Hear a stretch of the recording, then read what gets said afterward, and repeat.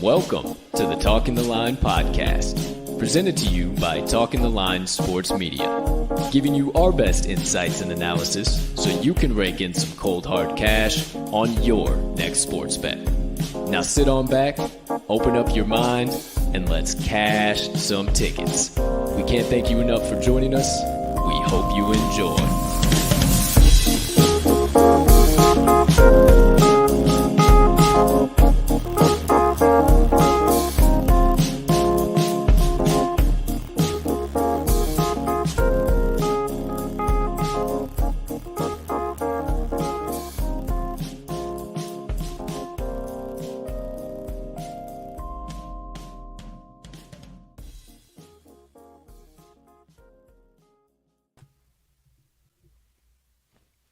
Good morning, good afternoon, good evening, ladies and gentlemen, degenerates and gamblers, far and wide.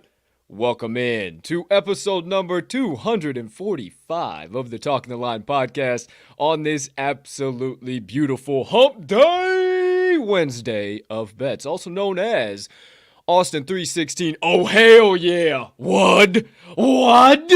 March the 16th, 2022. Obviously, you know the vibes that are coming here today, my friend. Hell, I got beer on my damn shirt. Shout out Brewhaus and Normal. Before we get into plenty of good vibes, plenty of nonsense, plenty of what? Please take a few moments to smash that subscribe button on whatever platform you are currently ingesting the TTL Pod on. If you are watching on YouTube, you might as well hit that notification bell over there as well so you never miss the start of a live show or any additional content dropping from the crew on the YouTube. Or if you're watching on one of our social media platforms, make sure you hit that like button, that follow button there so you never miss any of our additional social media content. Or if you are listening to the pod on your favorite podcast directory, make sure you hit that subscribe button there too if you haven't already, as we do release the audio of every episode after each live show is complete.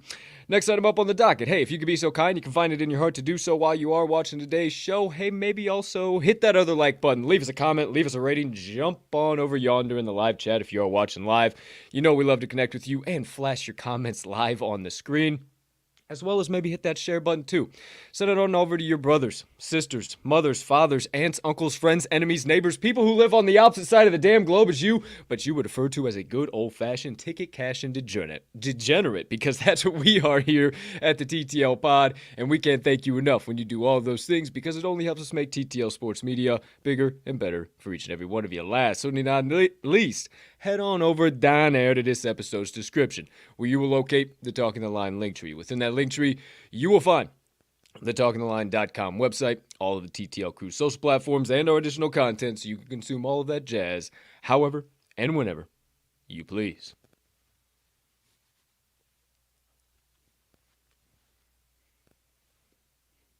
Ladies and gentlemen and beautiful gambling people, joining us for episode number 245, I am your humbled, honored, hyped, and always handicapping host, Colt and Colt Soroka, and I can't thank you enough for choosing to stop by, hang out with me and my partner, get some picks, get some insights, get some analysis, but most importantly, firmly secure the rabbit hole diving shorts and dive into more of them than we can all count combined. Now, my friends, without further ado, enough hot air out of me.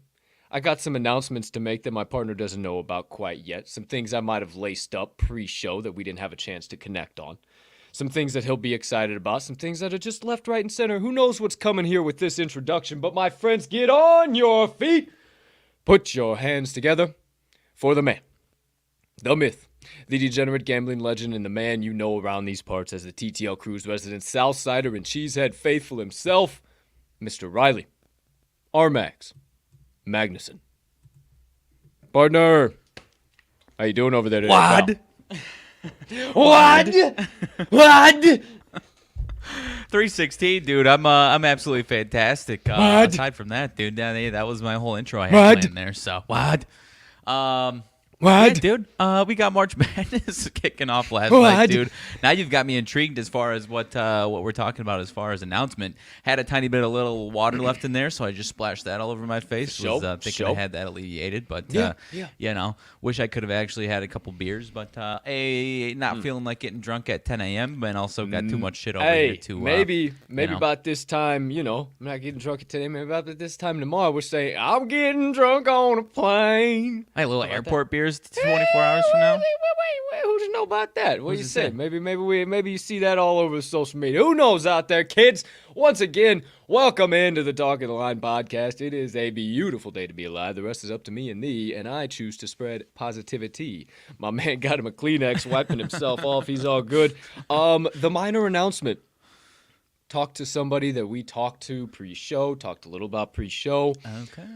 We've been able to interlace our schedules, if you will, on a different time zone than he usually is, so he's a little jet lagged, he's a little back and forth. He's already done a show this morning. I said, hey, Papa, take a break, couple of deep breaths, get yourself collected, we'll steam through our picks, we'll recap everything, we'll do a little Moneyline Dice roll, and probably just about that time you'll be able to slip and slide right on in with us. So, seems like everything is shaking out to be perfect timing for the second half of the show. Outside of that, partner, before we dive deep on into the first half and get on through it, you know we're our full transparency show here at the TTL Pod, so we got to recap all of our best bets from yesterday. And first things first, I got to share the screen because I was doing a little sleeping at the wheel here while I was doing some other stuff. I haven't even retweeted the damn show, I just realized. So I got to do that as well while you're talking about your pick here. But first things first, my friends, before we go any further, full transparency show. We'll never hide them from you. Actually, I'm going to take the stand first because I owe a few apologies. Sure. First things first, the TTL Crew's best bets of the day from Tuesday, March the 15th, 2022. Yeah, wow. Whew, cheapers. The first offer I've had in a long time. You do this game long enough, they'll come up every once in a while. Princeton was in it the whole game, let it slip away right at the end. That under was absolutely beautiful. I just think the books were kind of letting the public get one standalone game to kind of kick things off here, but we'll talk about that a little bit later on in the show, why I got that opinion. And then that Wyoming Indiana game. Got Rutgers on the brain.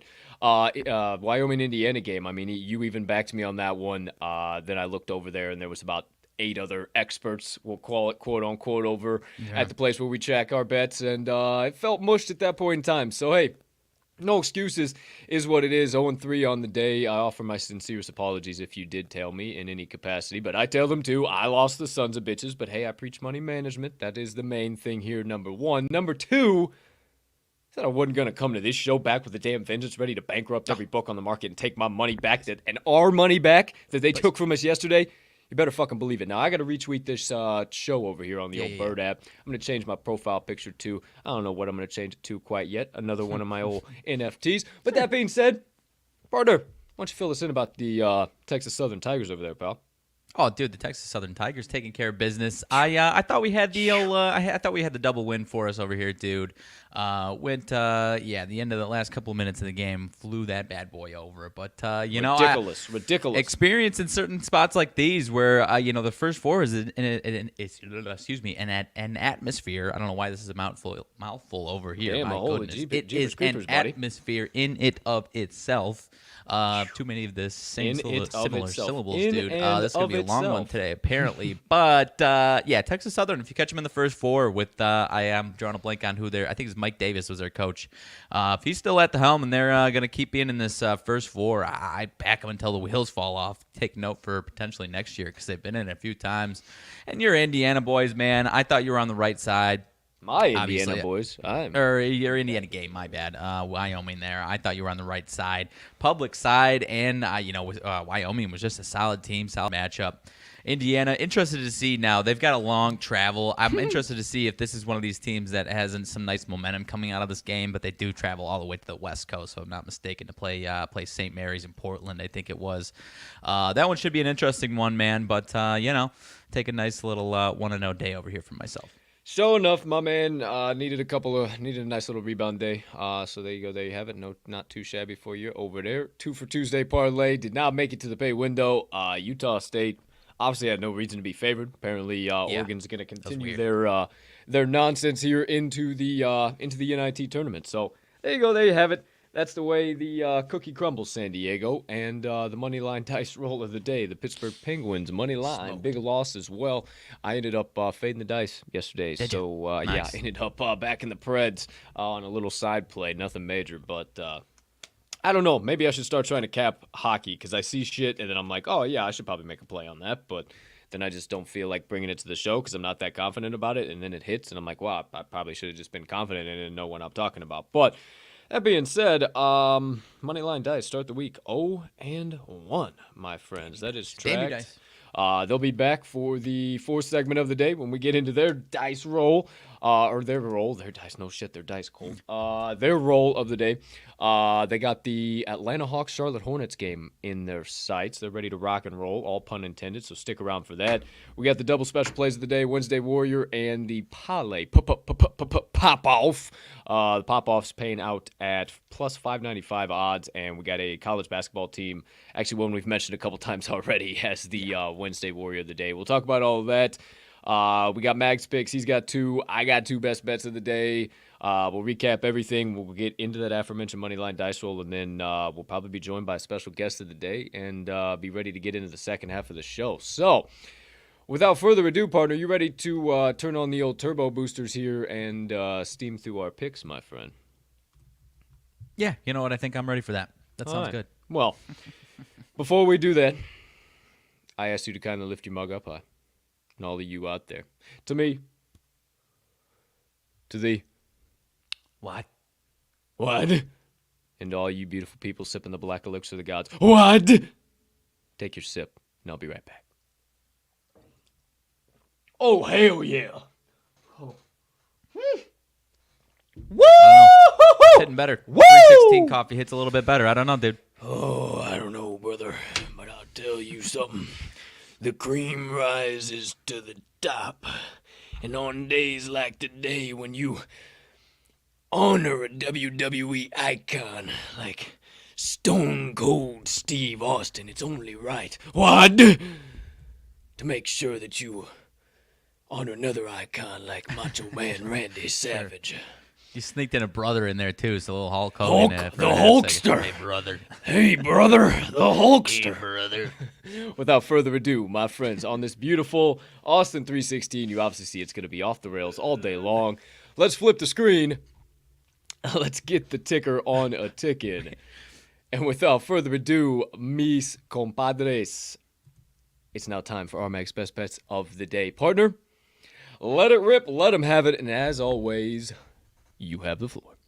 I appreciate you, dude. You remember that song that goes, "Hey, brother"? I don't remember where. Hey, brother, We it's used to a long, do that. long road Hey, to Brady's brother. We used to all call the Hey, voice for brother. that one. Yeah, I worked with one of my first quote-unquote foremen when I painted for the construction company when I started out in construction. His name was Jose. He'd always come shout out fucking Jose. I know he tunes in every once in a while. Fucking crazy son of a gun. He would always come up from beside me and go, "Hey, brother," and do that exact same fucking shit. So that's funny as all hell because it reminds me of Jose. But Jose is not your best bets of the day, but I'll tell you what's about to come out of your face. So please, my friend, delight us. All right, I'll get the old NBA action out of the way first, so we can get right into the college basketball stuff, the nitty gritty. Going to the NBA hardwood for this late night 9:00 game. Going to the Celtics and Golden State Warriors. I'm taking the Boston Celtics. I caught it at +2.5. I'm seeing down to +2 in a lot of different spots. Actually, looks like FanDuel might be still holding that 2.5 though. Really like this Celtics team today. I think it's kind of flipped to where it's 80% of bets on the Warriors, 69% of money on the Celtics. I think a lot more public's going to be on the Warriors, especially at a short number at home here, the way they've been playing. But if you haven't been paying attention, this Celtics team over the last month and a half, 2 months, has been as good as anybody in the entire league right now. And they're also a really, really good matchup for this on their side of things for the Golden State Warriors. Tough matchup for the Warriors is what I'm trying to say here. Number 2 defensive efficiency in the entire league. And believe it or not, it's actually higher. They have a higher defensive efficiency on the road, believe it or not, which is interesting there. They're number 3 in the league, 3-point percentage allowed, obviously important when you're playing Warriors. Number 1 in field goal percentage allowed in the league when you're playing the Warriors. That's also very important. They're 4-0 last 4 following a straight-up loss to the numbers. 6-2 last 8 road games versus a team with a win percentage above 600. So even when they head on the road against some of the best teams in the league, they've been really profitable in that spot. And the Warriors as favorites, actually, not so much lately. 3-8-1 last 12 as a favorite. Interesting one here. 1-3-1 last 5 to the number following 125-plus points scored for them. Obviously had that in their last game. Just scored 126 the other night against the Washington Wizards. In those spots, when you get them off of a big outpouring offensively, they bounce back, and it's a little bit shakier, and I think the Celtics defense is going to prove that today. Last one for the Warriors, 2-6 last 8 as a home favorite. So even at home, they've been had a handful of quote-unquote trap spots, if you will, despite the last couple here that they've had against a couple mediocre teams. And then the kicker for me on this one, partner, the Boston Celtics are 7-1 last 8 to the number in Golden State. That is in Golden State, 7-1 to the number the last 8, and 5-1 last 6 straight up. Either Boston or Golden State, doesn't matter. Like I said, this Boston Celtics defense is a perfect matchup for this Golden State Warrior team. And despite Draymond Green getting some more time, Boston's got a couple scorers that he won't be able to defend both of them, and Jason Tatum and Jaylen Brown. So I think this Boston Celtics team is going to win this one outright. So I'm fine with, honestly, just about whatever line movement you see, unless this one goes crazy off the rails, you know what I mean? But I'm more than happy with this half-point takedown here over the last hour or so. Give me the Boston Celtics plus 2.5 to kick things off for me, partner.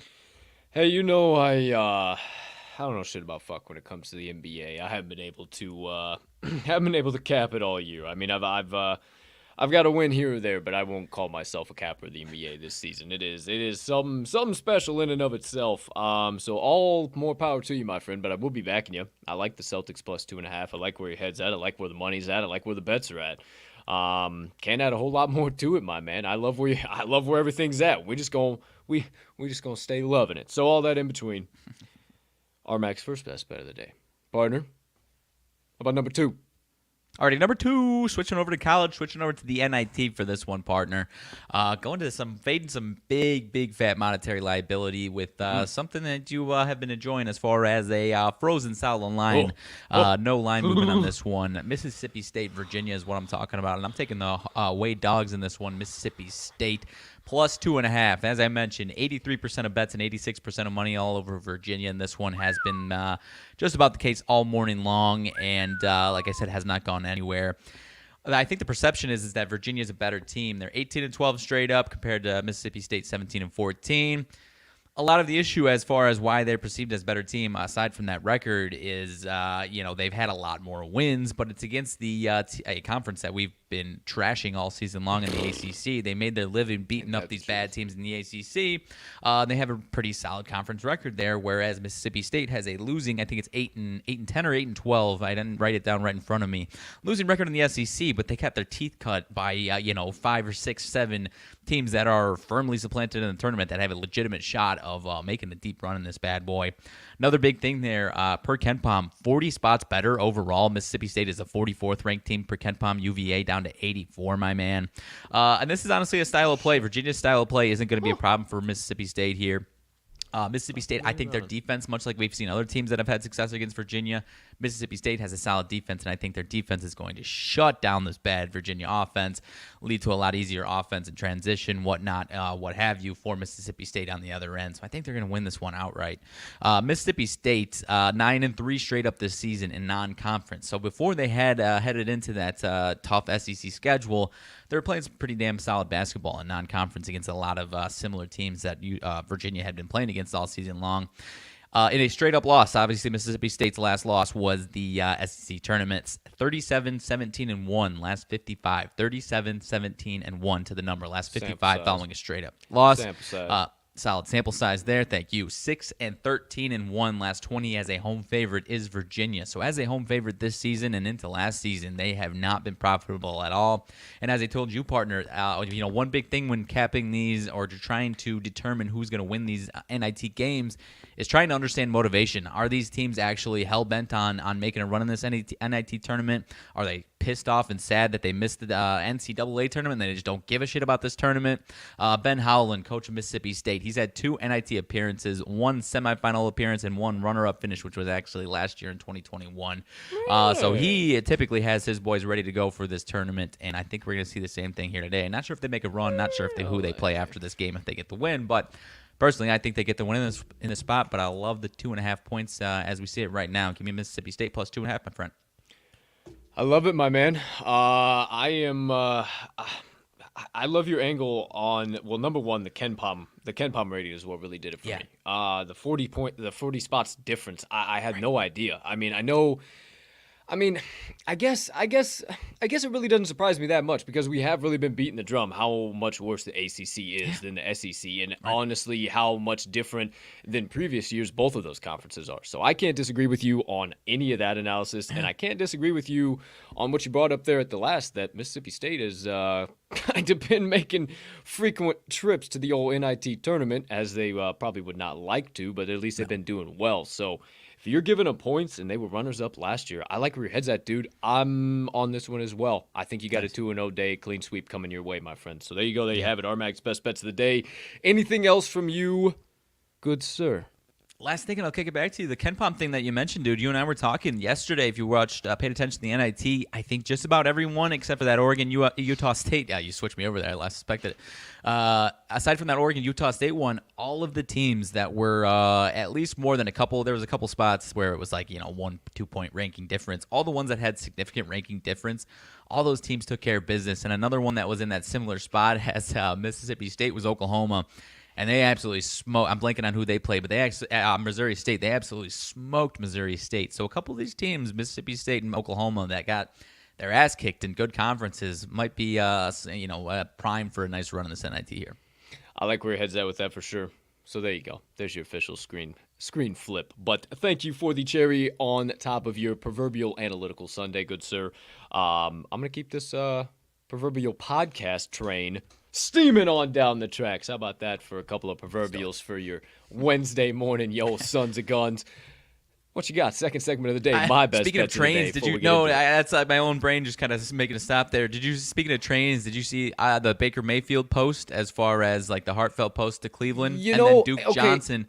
And then Duke Johnson tweets like just a train crashing through a house or something like that. And then people kept resurfacing this quote from, I'm blanking on her name, but it's like a Cleveland Browns insider. And it was like, Duke Johnson kind of wanted, I think he forced a trade out or something along those lines, forced himself out of Cleveland. And Baker was like, if you're not on the train, something like, if you're not on this train, we don't want you, or something like that. And so last night, Duke Johnson posted a picture of just a train crash through a house last night after Baker posted that heartfelt post about potentially being out of the Browns, Yeah, well, so yeah, it was like 1 o'clock Central Time, and I saw like Barstool post some shit about him doing that. Like he did the whole thing, and I was just like, oh, I got time to read this whole fucking thing right now. I don't want to read this. It's too late. Fuck this shit. So I didn't read it, but I saw that he had put something else. So that's really intriguing. Maybe I have to go back and read it here. There's been a whole lot of breaking news. Cubs signed Suzuki, Suzuki, but we'll get into all that shortly. We got plenty to talk about, especially with our guest of the day. Hey, time for my best bets of the day. All right, my friends. Flipping the monitor, time to get the old notes up and get a couple of winners, a couple additional winners into your bet slip. I got 2 coming at you. If you weren't here for the start of the show, get ready, get locked in, because we're going right to number 1, the NIT money printing machine. That's right, NIT money printing machine. Yeah, 150%. MPM, dude.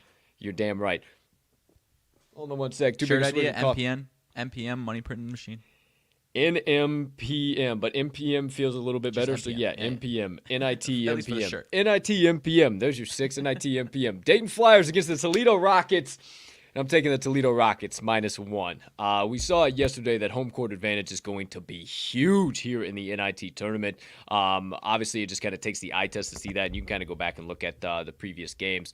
Now, why did I say home court advantage? Because this is yet another one in the NIT where it's not a neutral court. This game is played in Toledo, and just to prove further the fact, prove the point, whatever you want to say, that home teams did really well yesterday. 7-2 straight up, 4-5 against the number. The only failed covers were 3.5 or greater. So obviously this is not that. I think this being a pick'em is the perfect spot for the Rockets, and the public is going to be rushing to the window to back the Dayton Flyers as the perceived better team here as the short road dog. Now, all that being said, that kind of segues me right into line movement, or maybe a lack thereof at this point in time.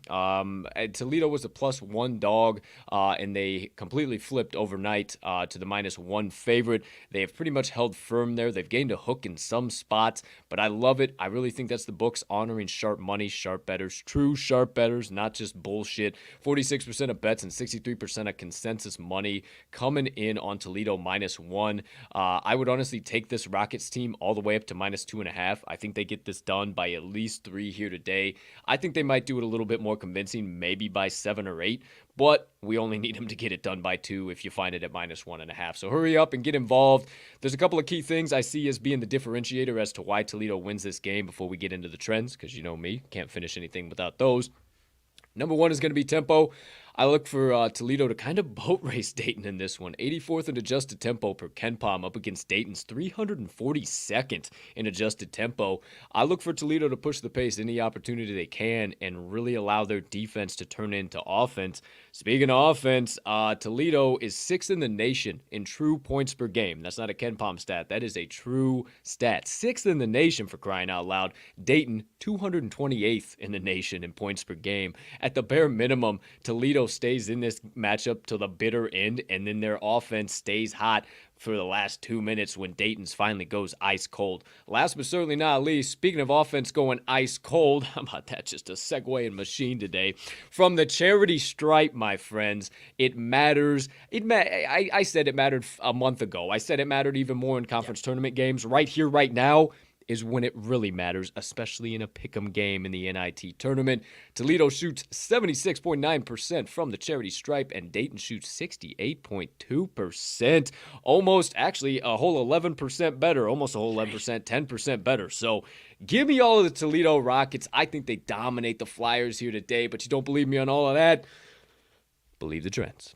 Toledo, 6-2 ATS, last 8 following an ATS loss, 11-5 ATS, last 16 following a straight-up loss, 9-4 ATS, their last 13 home games. Remember, this is on their home hardwood. 12-5 ATS, last 17 as a favorite. Combine the last two, 9-4 ATS, their last 13 as a home favorite, and 5-1 ATS, their last 6 versus an A10 opponent. Not to mention, they are also 5-2 ATS, their last 7 Wednesday games on their home hardwood. Give me all the Toledo Rockets -1. First best bet of the day. MPM, dude, a big fan. I am a big fan of this one. I was interested in this one when I saw it.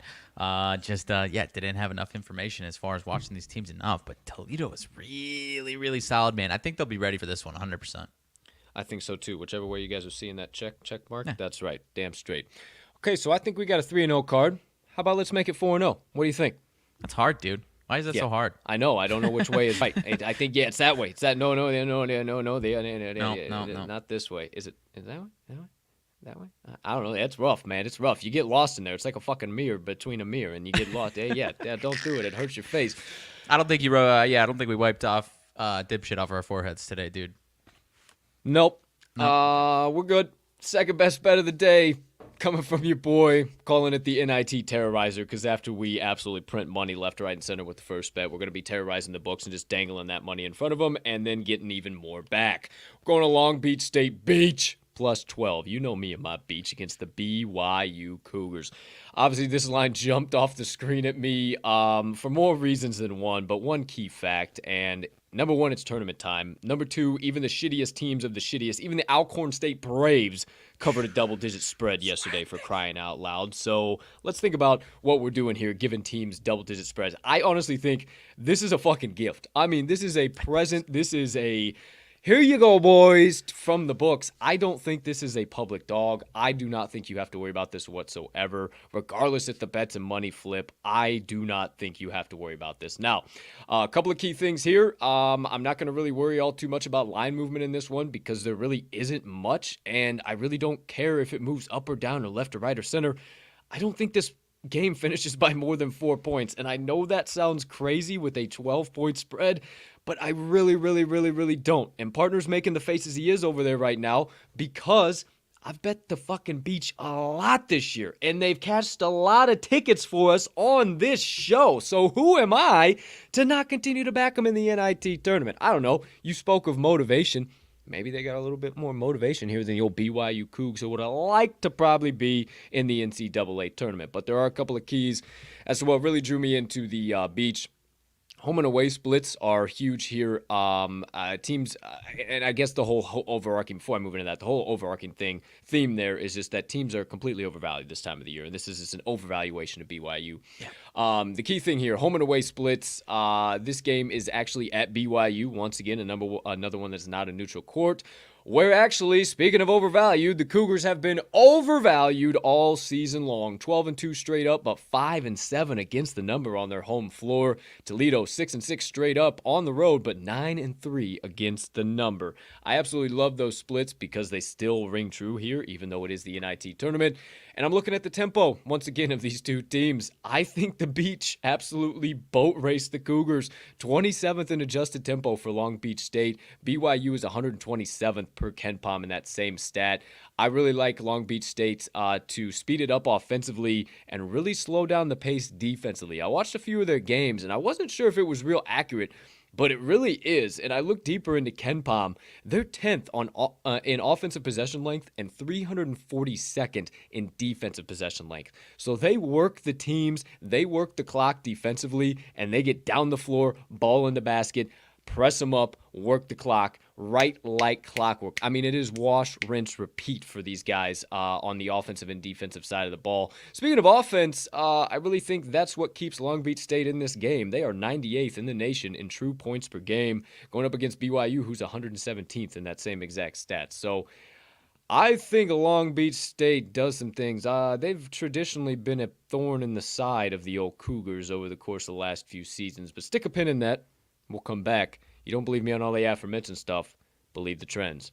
Long Beach State, 16-5 ATS, last 21 on the road, 25-1 ATS, their last 26 as a dog. Combined the last two, they're 13-3 against the number, their last 16 as a road dog. 6-1 ATS, last 7 road games versus a team with a straight-up winning home record, and 10-4 against the number, their last 14 games played in the month of March. BYU, 2-5 ATS, their last 7 March games, 2-5 ATS, their last 7 Wednesday games, 2-5 ATS, their last 7 home games. Are you seeing a trend here? 2-8 ATS, their last 10 as a favorite. And Long Beach State, I told you they were a thorn in the side of these old Cougars. 3-1 ATS, last 4 meetings. They covered a +4 spread and a +14 spread most recently. Won both of those games outright.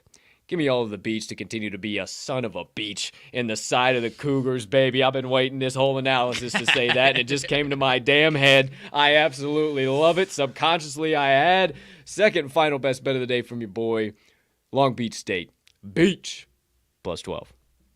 I like it, man. I had my eyes on this one, too. I think the key word is just BYU overvalued, and I think Long Beach undervalued, man. And you can't really ignore that when you have that situation.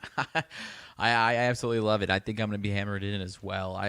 Maybe in a little 9.5 spread. Who knows, dude? I don't know. I wouldn't mind it whatsoever. And I think, maybe a half hour or so once Las Vegas really starts waking up and hammering in plays right about this time, I think the Cougars will kind of start turning to more of a public side. So that's a decent point, dude. People flew in last night, taking a nice little snooze in, sleeping in. Who knows? That's a good... who knows? Something to think about. Who am I? How you doing? Let's keep it moving. All right. Next segment up on tab, my friends. It's time for the special plays of the day. The Wednesday Warrior and Parlay Pop-Offs. That's right. Outside of the twofer, our favorite special play of the week, the Wednesday Warrior. Set of special plays, I suppose. I mean, I don't know. I like the parlay pop-off a lot when we start talking about that, too. But sure. That all being said, oh, boy, we got a young man. We got a young man joining us. You see who just joined us down there? I am not able to see. Oh, you can't see it. No. We got a young man just joining us. So, hey, let's quickly dish out the best bets of the day. Okay. We're going to recap them all real fast. Or we'll dish out the Wednesday Warrior Parlay Pop-Off. We'll recap everything real fast, and then we'll bring him in for some Moneyline Dice rolls, some nonsense, some talk. What do you think? Do it. All right, sounds good. Okay, my friends, quickly. First things first. Wednesday Warrior. Call us crazy, call us wild, call us what you will. The value's there. Taking the Rutgers Scarlet Knights, +1. Much like I was just talking about the Long Beach State, me and you kind of, somebody's raising his hand and whooping, hooping, and hollering, swinging towels. I was honestly nervous. He's all about it. No, he's all about it. He's all about it. So, yeah, we got Rutgers +1 as our Wednesday Warrior. We love it in this spot. If you look consensus, it does look like a little bit of a public dog, but there was something interesting that Action Network put out that there's like the last 4 dogs in this round, in the first 4 in, first 4 out, to have opened as a favorite and closed as a dog are 4-0 against the number, and I think 3-1 straight up. And the last one that was a +-1 to a flip like that took care of business by like 8 points. So okay. I think I don't want to put the cart in front of the horse, but I think that's what we see here today, dude. We've been talking about how lackluster the ACC is this entire show. I mean, I don't know what more I can add on to that. What are you feeling over there? No, 100%, man. It's the public side is kind of the only thing that really gives me concern. You just said the ACC. You look through their schedule, Notre Dame's schedule. You can find one very significant win for sure. It was back in December. They beat them twice in their home court, Kentucky. That's happened twice in the last 2 years. I think it's just a random bad matchup for Kentucky.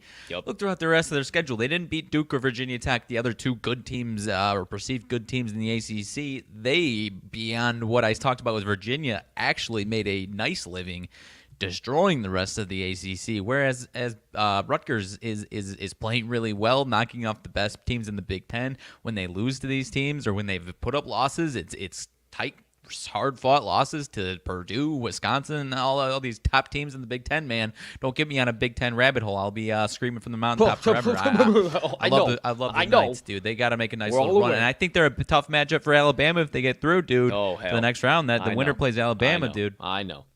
I know. I got to think about it. I got Alabama moving on, but that's another segment that's neither here nor there. Get us out of this rabbit hole, Mags. We got more Rutgers, things to go on. Rutgers over Notre Dame. Yeah. We don't just give you the single play. We like to give you a little extra juice. You know the drill. The Wednesday parlay pop-off. Take Rutgers +1. Take one, speaking of one, of Mag's picks for the second leg, the Mississippi State Bulldogs +2.5, and then take one of my picks for the third leg. You're going to take the Toledo Rockets -1.5. That bad boy's paying out +595 odds. Maybe put a little pizza and beer money on that parlay pop-off. I don't know. Shout out to somebody who might not be named, who we might be seeing soon. Who the hell am I? Who do I know? What I do know is, my friends, it is time to rip out your sports books. Pull out your pens and your pencils if you're a mistake-prone human being, and your papers or whatever mode, means, or method you utilize to take stock of the TTL Crew's best bets of the day. Because on this beautiful March the 16th, 2022, What? It's time to recap all of the TTL Crew's best bets of the day for this beautiful Wednesday of bets. What? Let's so kindly, my friends, turn your attention right next to my head, the top left portion of your screen. It's plural today, RMags picks. His two coming at you. He's starting things off on the NBA hardwood, the Boston Celtics +2.5. In his second pick, he's going to the college basketball hardwood with the Mississippi State Bulldogs +2.5. Opposite side of that, the top right portion of your screen, you got my two picks. Taking the Toledo Rockets -1.5 and the Long Beach State University Beach +12. In between us, one of our favorite special plays of every single damn week. What? The Wednesday Warrior. It is the Rutgers Scarlet Knights +1, and the parlay pop-off right next to Mags. Add in the Rutgers Scarlet Knights +1, the Mississippi State Bulldogs +2.5 for Mag's picks, and the Toledo Rockets -1.5 for my picks. That bad boy is paying out at +595 odds. I see 5 straight plays that you will play for. Now I'm doing that shit again.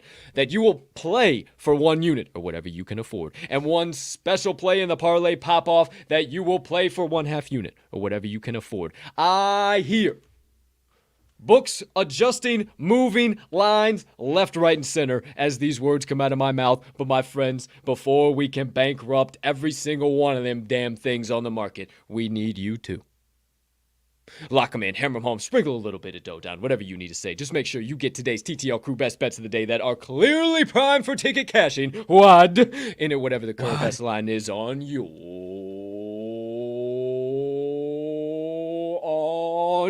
did it wrong. Favorite sports book. What?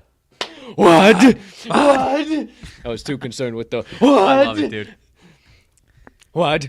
We'll have to clip it up and tag the boys who made this the WAD popular, dude. We got to do it, I think. I don't know, man. You know, I don't chase clout. Fair enough. Probably not. I don't chase clout. That's for sure. Cool. But the TTL Crew's best bets of the day. Well, it's Stone Cold Steve Austin made that popular, brother. What? Okay, here we go. Let's bring us back in the screen. You see some additional text on the fucking screen there.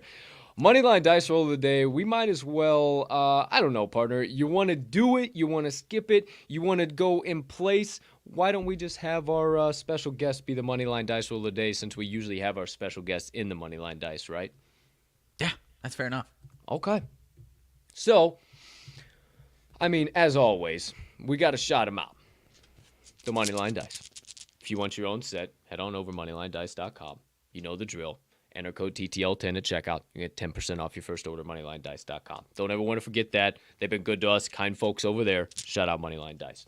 No roll today. We did have the Hawks and the Hornets, but hey, we got another guest on tap. A guest who is not an inanimate object. A guest who does have a living, breathing, heart-beating human being aura about him. A man that produces nothing but electric waves anytime he stops by a show. A man that I refer to as the Cape Cod Connection, because he is our straight dial-in link to the East Coast, my friends. A man who knows quite a few things about some of these teams that are going to be involved in this here big dance we've been talking about for the last few days. And a man that I am honored to call a friend. I know Mags is honored to call a friend. And we can't wait to see out in the hole in the desert, but only a few short, not even 24 hours from now, maybe a little more, a little less. Who's to say? My friends, get on your feet, put your hands together to help me welcome on in the legendary Mr. Jeff Dawson. Welcome in. There he is. Wow. You guys get better every time. I'm telling you. I'd say by year 5 or 6, we'll just roll out the red carpet. We'll have the duck boats parades, and then, maybe we can just carry me in. How's that? Yeah, there you go. That works. There you go. Hey, what's the good word on the street? Live from the Sin City. What's happening, my man? My flight, let me see. Got up to Logan early. I like to get up there early so I can relax, do some work. And then there was a gate change, so that's okay. And then we're all getting antsy, and then there was an hour and a half delay. And needless to say, we landed around 10 o'clock Vegas time. By the time I got to where I'm staying at Tahiti Village, and then ran across the street to get some food and put my head down, it was probably 1:30, 1:45, which is really, 5:30 back east. So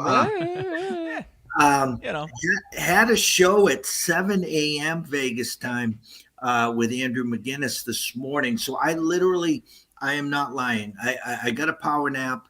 I got 3 cups of coffee in. I got about 3 miles in just to get the blood flowing. Yeah. And I reached out to you guys and said, hey, I know you guys are traveling tomorrow, so let's get together and, instead of our Thursday and Friday show, let's just, talk some madness, talk some knit, whatever you guys want to do, and go from there. Yeah, sure enough. I know we're kind of thinking of kind of some different content ideas, and we can definitely talk with you once we get out there. And obviously stuff we're keeping secret because, hey, anticipation makes the heart grow fonder. So you guys are just gonna have to wait out there. But outside of that, man, I can't thank you enough for stopping by. I know you're jet lagged as all left, right, and center. So I'm glad you took a minute for us. We'll keep you on here for a little while, and we can get you off so you can take some time. So what's the feel like out there? Is the buzz starting to really start happening for March Madness? How's everything shaking out so far? Well, in trying to plan the weekend, I was blessed. Sharapan picks me up at the airport, and just trying to get a feel from him. And he says, Jeff, it's just insanity out here, where these books now are getting $300 and $400 for a seat for the day to watch the games, and they're sold out. So it's kind of trying to maneuver to actually find where to go, where you're comfortable. I was planning Thursday to tiptoe over to the Westgate, and Kelly from Vegas, Drew, CT Bets, all of them were going to be there. And then the same on Friday, Wager Talk is going to be there. But I'm telling you guys, be prepared. You kind of want to find, as you guys like to say, rabbit hole, pigeonholes, where you're comfortable. I'm one of these guys. Get in, get your bets. You might want to download an app, deposit some money so you don't have to worry about the window, and just be comfortable, because you play. It's just like the most amazing part about March Madness is this. Let's just say UConn's playing New Mexico and the place is buzzing. It's funny that you mentioned that game. I don't understand why you would do that, but I carry on. And then all of a sudden you see a sea of red because Wisconsin's the next game. And then there's 75 people with red Wisconsin gear. The best part about this trip is watching to see how these teams travel to Vegas. It's the most insane thing in your life. If you're at a sports book like the Circa that has first to 10, first to 15. These guys are like screaming at every bucket. You get a 9-2 lead and you're ready to cash the ticket. And then here's the other team, with an 8-0 run, and they just get you at the window. It's insanity. Oh, I absolutely love it. I cannot wait. Well, yeah, go ahead. But before we move on, as far as the teams that travel in your past, who's the most not the best traveling team? What's the one that you wouldn't expect that is like surprisingly like, wow, I wouldn't expect this team to travel well, and here this giant pack of fans are. Well, I'm going to say out loud, and not just because I'm talking to you, the team that I saw that travels the best, hands down, is Wisconsin. Yeah, They're a sea of red. An absolute sea of red. Who else travels well? God, that was a good question. That's a good. A lot of the Pac-10, maybe because they're from like the California, Oregon travels real well. Well, they're not traveling well this year. So, the Pac-12, there's some teams out there. See a lot of UT people out here from Texas. But it's like when Vegas nights were introduced. The most amazing part about that was whoever the away team was. Like, if you were here tonight, you'd see nothing but Florida Panther jerseys around. Yeah. And because they couldn't get tickets to their home, or they make it a vacation, we're traveling out to Vegas to support our team. So, yeah, it's just crazy, but you got to be comfortable. I have a buddy of mine, Area Sportsbook is one of the smallest sports books in the world.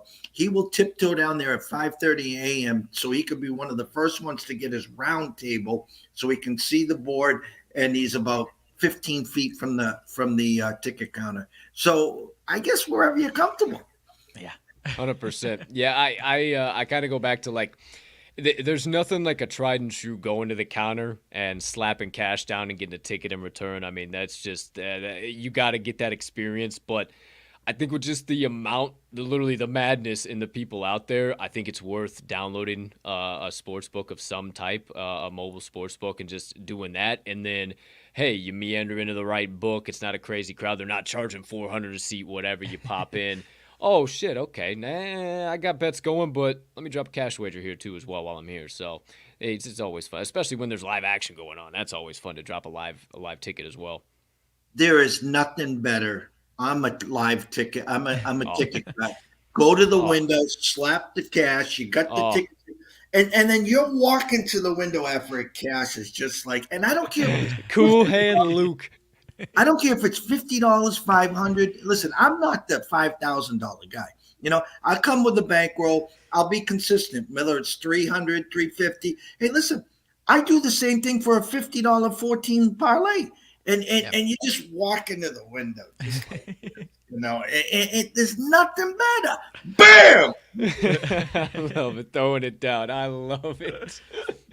So what's up? I know I said when I was bringing you in, or when we were giving out our Wednesday Warrior today, that you were getting pretty hyped that we had the same play. What's your kind of thoughts as far as the games today? I know you got Rutgers +1, kind of on the same side as us on that. What kind of the first one on tap here today as far as the tournament? Any particular thoughts about Bryant and Wright State? Wright State at 3.5, kind of now dropping down to a firm 3 across the market. Opened up at 2, and then it looks like as far as kind of consensus money right now, Wright State is kind of getting that liability. 50% of bets, 71% of money at consensus. Any kind of thoughts on that game from you, Jeff?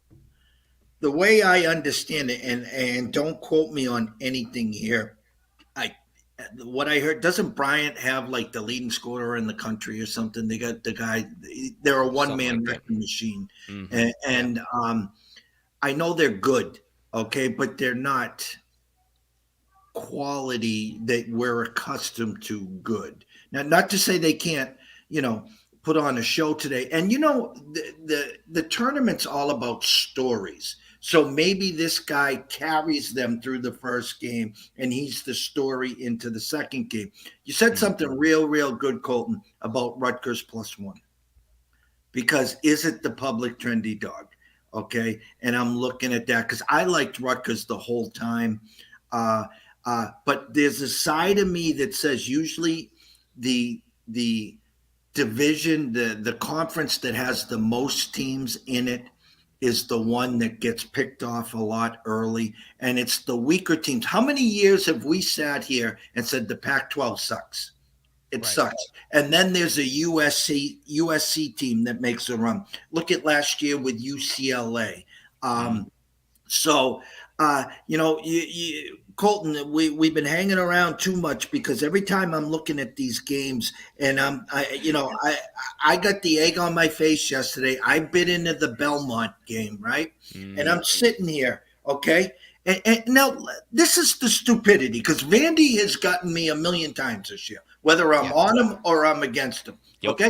Same. So just let's play Monday morning quarterback. Florida, Arkansas, Kentucky, Alabama. Okay. I'll just stop right there. Mm-hmm. And this Vanderbilt team is getting 2, getting 3, a pick 'em. And in comes who? Belmont? And they're 2.5 point favorites? I mean, and the only saving grace is I was on the Bonnies yesterday. So I could say the same thing again and say, well, look at Colorado, So it's almost like the banana in the tailpipe. I know I use that a lot, but I mean, when it smells, it smells. And when people are texting me, Colton, hey, there's some sharp money coming in on Belmont. It went from 4 to 3 to 2.5. I'm like, you got to get involved. All right. You got to get involved. So tell me this: were you on that same page, Jeff, when it comes to the Hoosiers and the Cowboys yesterday? I stayed away, but I definitely leaned Wyoming, and that's another team that had gotten me all year. They had gotten me all year because I went against them numerous times at home, and they were short dogs, and they were like a Providence team, okay, that would hang around, and either get you at the buzzer or get you to overtime and get them. The whole world's on South Dakota's tomorrow against Providence. The whole world. Yeah. And again, it's almost one of these that you kind of want to be the wise ass and say, you know what? I'm taking Providence because I ain't sinking with that ship. No, ain't no way. No way you're going to catch me betting against Ed Cooley living the American dream in March. No. Shout out John Rothstein. Hell of a job yesterday on the sidelines there, pal. But man, oh man, Go ahead, Max. No, as far as sticking on that track with Providence and South Dakota State, this one seems like, because I don't know if I'll bet on it tomorrow straight up, but as far as just the bracket, which obviously is less consequential if I lose that, I took Providence in that one because I'll be damned if I lose, pick South Dakota State, then Providence goes on this run, you know what I mean? But also, South Dakota State seems like this team, as soon as the brackets come out, they're that team that gets all the hype as this 12, 13, 14 team. Every single year there's one of those teams where it's just overhype, and everybody in the world buys into this thought, and maybe Providence is the right match for them to actually do that. But they're those ones that are 12, 13 seeds that are getting a little bit of hype, but not where everyone in the world is talking about, are the ones that I'm more interested in. Like I said, I don't know if I'm betting on this one tomorrow. We'll see what it looks like tomorrow, or maybe tonight if I'm placing any action, but yeah, I at least took Providence on my bracket. You know what I mean? Yeah, no, I did the same thing. Go ahead. No, I did the same thing, Jeff. I love Providence. I mean, it dropped down to a 2 for a little while. It's up to a 2.5 now. Like you said, I mean, everybody and their brothers are on South Dakota State, and I mean, I guess kind of while we're talking about that, it's kind of a hell of a segue into tomorrow's round of 16 games. The round of 64, if you want to get technical. But I don't know. Maybe we play a little smash, pass, or relax. Maybe a little smash in a particular side if you like it, pass if you don't like a side altogether, and then relax. We need to see a little bit more money, a little bit more bets, maybe a little bit more movement, something in between. What y'all think? We do a little bit of rundown, and then we get Mr. Dawson out of here so we can take a nap and stop dropping caffeine down his gullet every 5 seconds. Well, and I'm going to say this. I'm not the guy that does 20 brackets. Sure. I've got a million people asking me to join this, do this. What do you think? I have some great futures. Well, I thought I did. And all your listeners here, I can't stress this enough. There's only one team that's going to cut the net down. There's going to be 63 losers. Okay. So what I try to do throughout the season is to get myself set up with a stable of potential futures that I think have value that can get us to the Elite Eight, maybe to the Final Four, where you can start to hedge. So my Yukon at 100-1. Okay. Well, if they win their first two games, they get the Zags in the Sweet 16. I think the Zags will be about 7-point favorites. The Zags get out 11-2. It's thanks for playing. Okay. I was able to get Auburn at 17-1, Arizona at 18-1, which is the golden ticket per everyone now, and Texas Tech at 30-1. Now, yeah, don't you love how everybody's on that train now? Everybody's now all of a sudden on that Cats train. And I'll tell you why. I will tell you why. This past weekend, the team that everyone should have been on was Kentucky. That's the team that was playing the best. They faced a team called Tennessee Vols that's their mirror image. And it was the third time they faced them. Okay? Kentucky couldn't throw it into the ocean, and Tennessee did everything. So now everyone's just throwing this Kentucky team. Calipari hasn't had this much experience in forever. So no one's talking about the Kentucky Wildcats. It's the Arizona Wildcats. Okay? So my point in this little sermon to you guys is the whole world's on Arizona. No one's talking about the Zags. Why? The banana in the tailpipe. It's the Green Bay Packer effect. You got me once. You got me. That was unnecessary, Jeff. You're not getting me again, guys. It's supposed to be the UK. I'm on Kentucky, nobody Jeff. can see that, but he's on Kentucky to win his bracket is what he's on. Is what he's showing. Is that he's he took Kentucky. You're a smart man. You are. I mean, so on the Bible, I try to get a little contrarian. My Final Four of Texas Tech, Kentucky, Nova, who I think is sneaky, and I took Riley. You'll be happier. I took Wisconsin. Really? Okay. I got a Kentucky Nova final, Kentucky 67-63. Okay. I'm definitely gonna have to redo some shit. I've actually got Wisconsin a little. It was tough for me because Wisconsin gets the location draw. Johnny Davis had me worried the way he was injury and then not playing great in the tournament. He's got me worried. I don't have him going quite that far, but I've at least got him winning in a game or two there. Well, the sticking point is the Auburn game, or actually that's who they faced in the Elite Eight, right? Yeah, but you got LSU before, so again, the lean there was the location, because sure.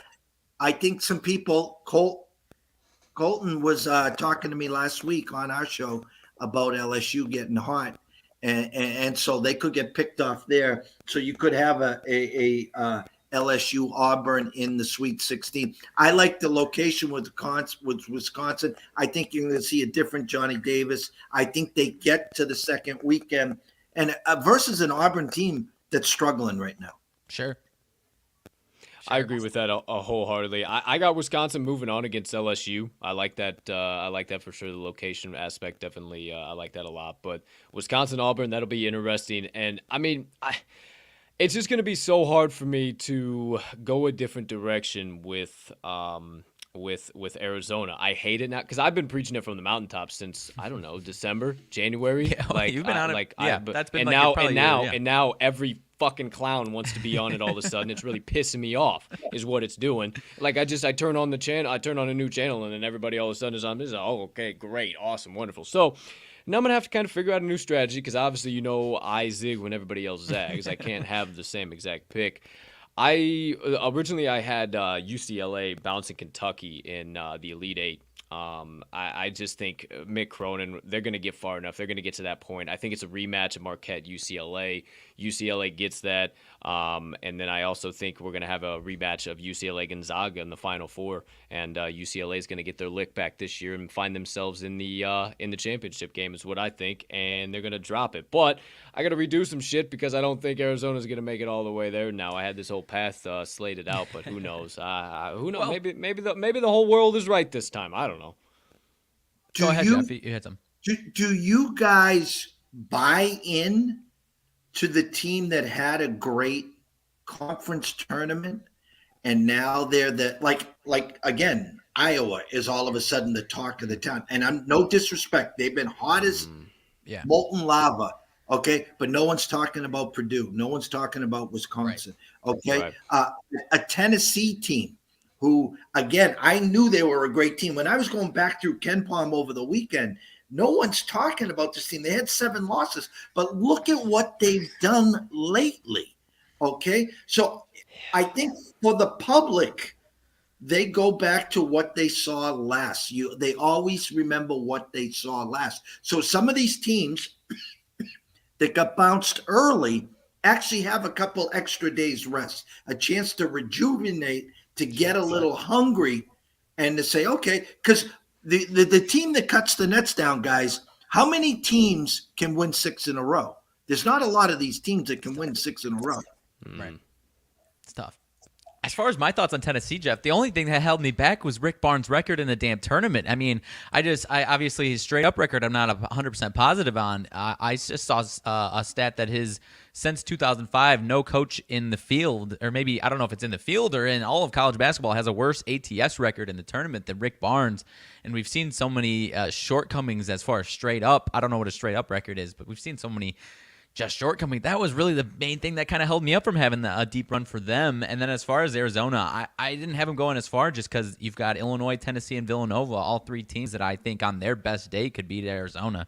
And then as far as Iowa, if Iowa had a better draw, I think I would have had them going a little farther. I don't like the matchup against Kansas. I think Kansas is the spot where they lose. I think that's Sweet 16 if they get there. That one, if they had a different draw, I might be more interested in Iowa.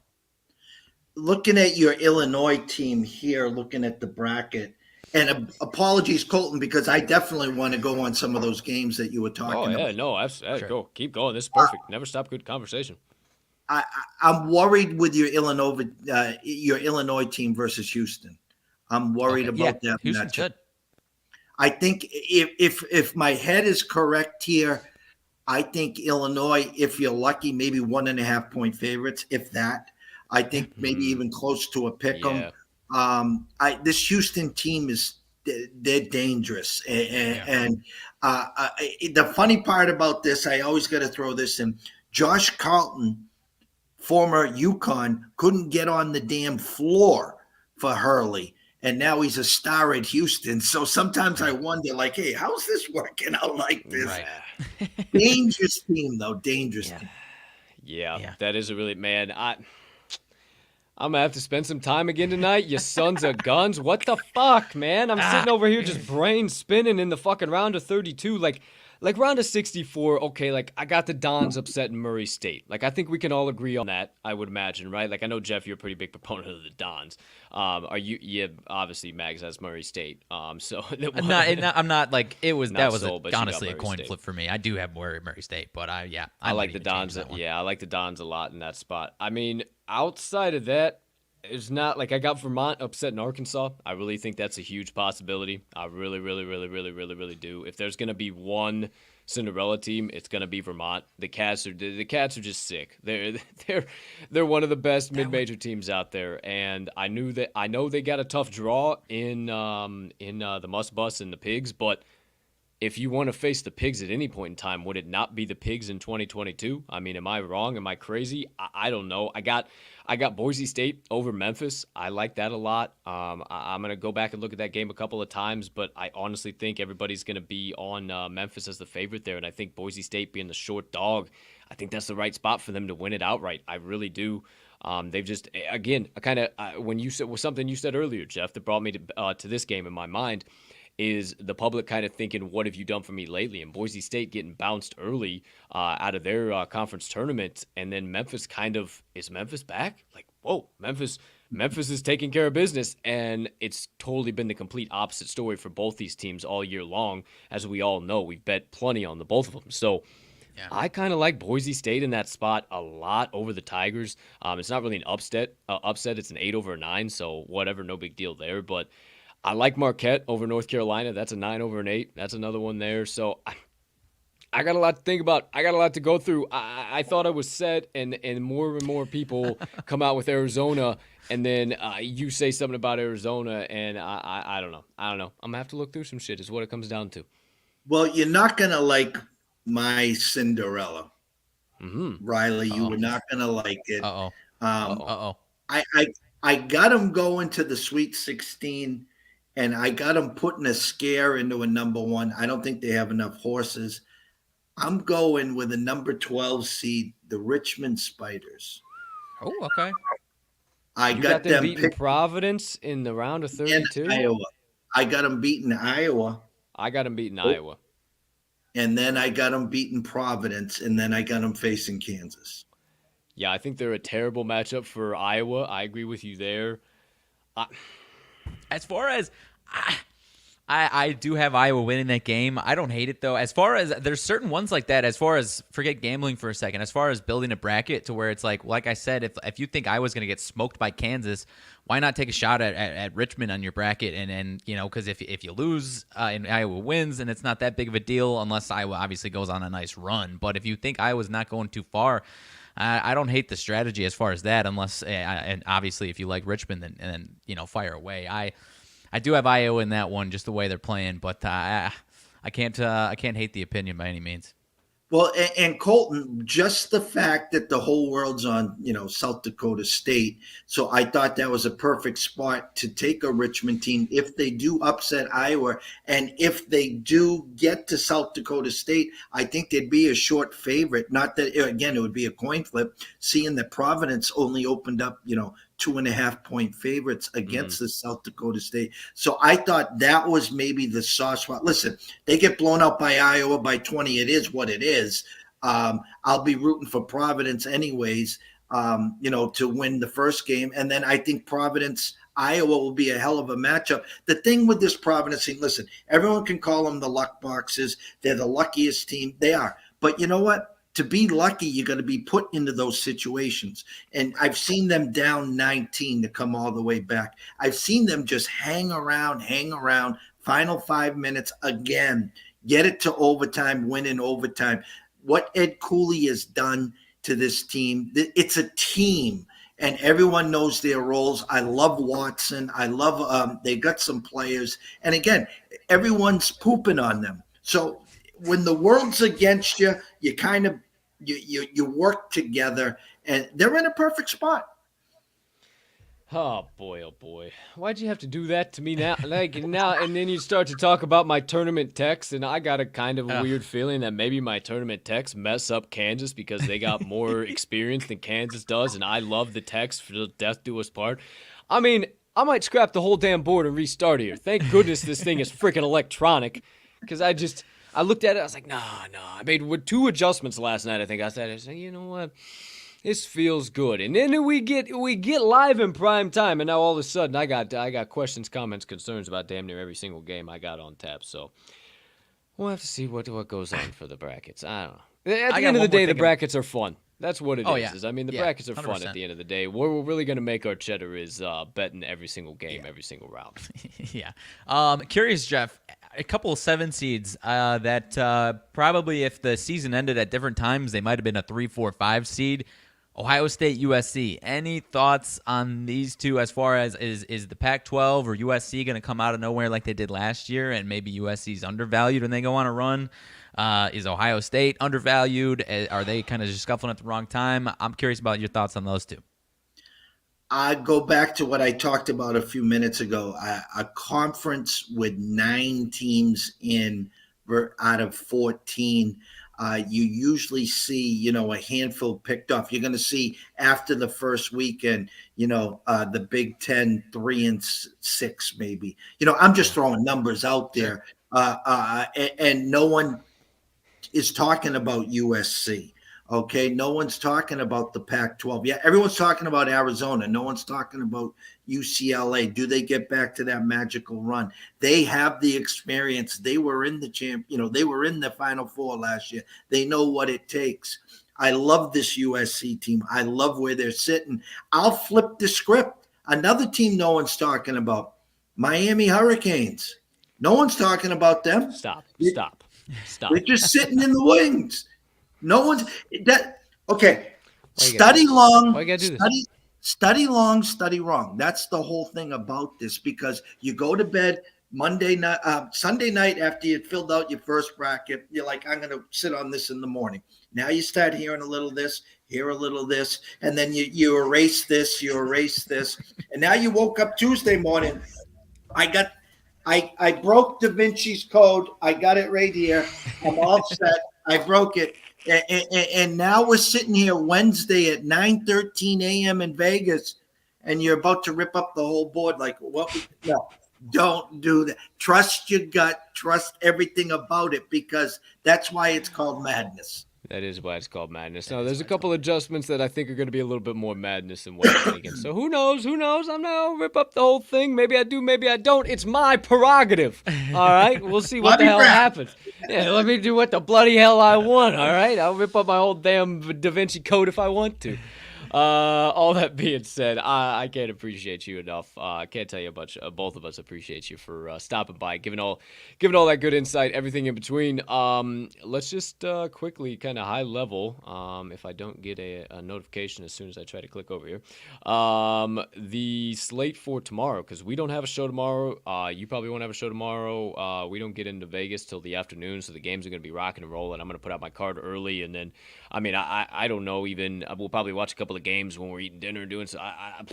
It's gonna be kind of a watching day. games at the airport. I don't know. Yeah, like who knows what the hell we're gonna be doing tomorrow? Like, we're kind of catching our bearings, everything kind of in between, and then kind of seeing where everybody's at. We might pop in here, left, right, and center. But yeah, we'll definitely not have a show, and we definitely won't be in Vegas to be hammering in picks live in prime time. So everything starts for us Friday and Saturday. We got a 2-day power hour, if you will. But first things first, my man. First one up on tap, 11:15 a.m. Central Time. That's going to be 9:15 where you are located, where we will soon be. I say Fugazi. Yeah. Oh, my gosh. Give me the... Whew. Okay, Michigan Wolverines against the Colorado State Rams. Michigan Wolverines opened up 2.5-point favorites. They are now down across the market to 1-point favorites, it looks like. The only spot that's offering them at 2-point favorites is the BetRivers Illinois book. Everywhere else, our friends over at Circus, shout out. Golden Nuggets, Caesars, PointsBet, everywhere in between is all the way down to -1. Now, I say BS. I say it's severe monetary liability.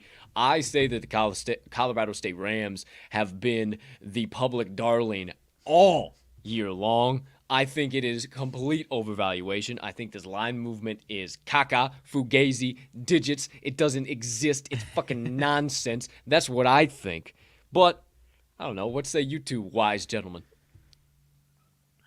I've been talking here at length about the 9 teams in.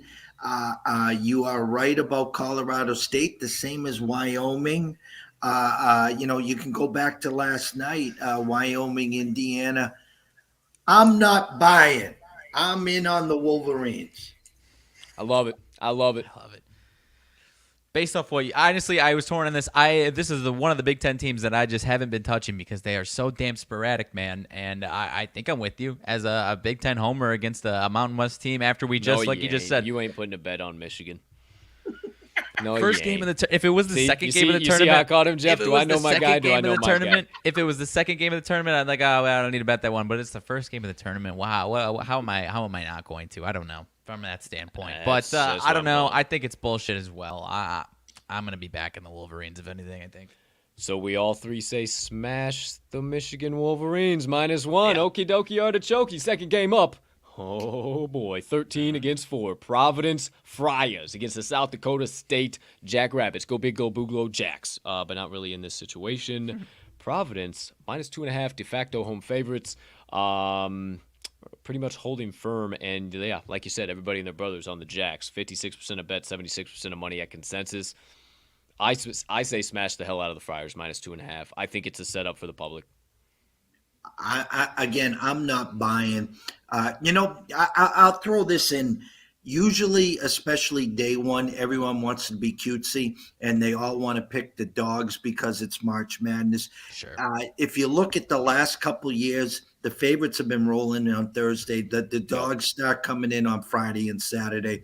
I'm buying Ed Cooley. I'm drinking the Kool-Aid. Go Friars. Let's go. Say you, Max. I'm with you, boys. I think the number honestly scares me just because of the way, like, I feel like it could come down to Providence winning by 1 or 2. That would be my only concern just because of the way they've been winning these games. But I'll be on the Friars 100% as well. If I do have a live purchase ticket, I will spend the extra money. I'll go money line there. Probably get it around 125, 127. Yeah. Because I rather take away those couple points, miss free throw, a 3 at the buzzer. Just win, baby. That's all. Just win. Yep. I absolutely love it. Next one up on tap, we got the I almost said Memphis Grizzlies. Memphis Tigers against the Boise State. Too much shit going on. Broncos 2.5, de facto home dog in this matchup. Boys, I'm saying smash the Boise State Broncos plus 2.5. Take them on the money line. I got them up. It's not an upset. They're the 8 seed over the 9 seed. I think Memphis is overvalued. Give me Boise State plus 2.5. Sprinkle on the money line with a little pizza and beer money down there, Mr. Dawson. The Memphis team, I called out Penny Hardaway after that interview where he goes, Do you know who I am? Do you know how much I work? And it was the funniest thing. I blasted them. And after that, they just went on a run. And they have so much talent. So here's what I suggest. They are a Jekyll and Hyde team. Okay? I'm not an in-game guy that comes here to preach about live in-game wagers. I will be on Memphis, but I will be sitting there watching because I'll know right away if Boise gets out, Memphis folds like a cheap tent. So yes. If they get out, I know he's got the team locked and loaded, and I think they have more talent. They're more athletic. I think they'll wear down the Boise State team. But if Boise State gets out early or they're playing grab ass and it's a close game, then Colton, I think you're definitely on the right side. That's kind of what I'm leaning to happening. What say you, Max? Yeah, this one, Memphis has just been, as far as the gambling perspective on the line, I don't know that I'll make a play on this one because it's the Jekyll and Hyde stuff. I might like that strategy you're talking about, Jeff. For my bracket, I actually took Memphis on this one to win straight up. I'm trusting the talent in this one, and I think the Mountain West is going to be a little overvalued this tournament. I was thinking that before last night, even though I took Wyoming with you. I thought the number was solid there last night, but I got Memphis winning this one. Yeah, if it was there, maybe I'd go to Memphis, but I'm going contrarian to you guys, and the public's all over them on the money line, scared of the 2.5, so they're running to the money line as well. I think it's a classic setup here, one of them in the first round. So give me Boise State. They're the 8 seed for a reason over the 9. Next one up, Norfolk State, Baylor. Let's save some breath. We're all going to want back on our deathbeds, huh? I won't take, we're all going to take fucking Baylor. We're probably not going to lay the 21.5 though. Next one up, I'm very intrigued by this one. You got my boys along with Lancers, 14 seed going up the 3 seed Vols. We talked about them. Vols laying 18. Any side you guys are interested in? I am going to relax with a solid interest in the Lancers getting 18 points because I think that's disrespectful with how those boys have played, even though they are going up against the Vols. I think it's a classic letdown spot. Riley talked about Rick Barnes and his history in the tournament. You got a Vols team that's rolling. They just cut down the SEC Nets. Now they're an 18-point favorite. Listen, I expect them to win, don't get me wrong, but I could definitely see them hanging around, and I think that's too many points. 100% agree. I'm with you guys. All right. I think I'm taking the 18, yep. Okay. Next one up, Richmond, Iowa. We know where Jeff stands. I actually stand in the same spot, getting 10.5 points, and I do have them upsetting Iowa. I would go ahead and sprinkle the money line. I think I can be confident enough, even though they're 10.5. Take the 10.5, but obviously I would say more than a half unit sprinkle on that money line. 100%. Again, what have you done for me lately? This Iowa team is just rolling. Yep. And you know, a Richmond team that last year had a great run. They played very well. This year, they didn't play well. Now, all of a sudden, they've caught fire. Again, I have to maybe temper expectations. A great run in the tournament to get into the dance. They stole a spot from someone in the tournament, and maybe I like this spot. I really do. I maybe I'd feel better if the line was going the other way, but that's all public money. So I'm all in on the 10.5, and I'm definitely will have at least a half unit on that money line. Big fan of that, my friend. We keep it moving. Georgia State, Gonzaga. I'll save us some breath. We're going to want back on our deathbed once again. I mean, sorry to maybe Gonzaga land the points in that one. No, I'm good. I'm not laying 23.5. I'm good. I'm not going to play it, but I don't know. I think Gonzaga smokes. I'm good. Yeah, I think they do too, but I'm good. You know me. You can barely get me to lay freaking 6 points of chalk. You want me to lay 23.5? Okay. Come on. Next one up, 9 versus 8. My upset, Marquette, the Golden Eagles, plus 3.5. I would say I'm going to take the plus 3.5 and a little sprinkle on the money line for an upset over the UNC Tar Heels. What say you, boys? The UNC's been rolling, and I got off of them. Earlier in the year, you could bet on them at home and bet against them on the road. They figured things out. The return of Shaka has kind of lost its luster. I think I'm with you though, Colton. I'm taking the points. I'm hoping a few days off has got them rejuvenated. I know the Big East season, it's a war. And when you play these teams 2 and 3 times, they know you inside and out. The ACC is down this year. I think Marquette really matches up well. They're not going to want to get into a, first one to 75, 80 game. I think defense wins here. I like Shocker over Davis. Coaching wise, I like Marquette. I will have some money line on that as well. Okay. I think I'm not as staunch as you guys, but I'm with you. It looks like a ton of public money and liability on UNC.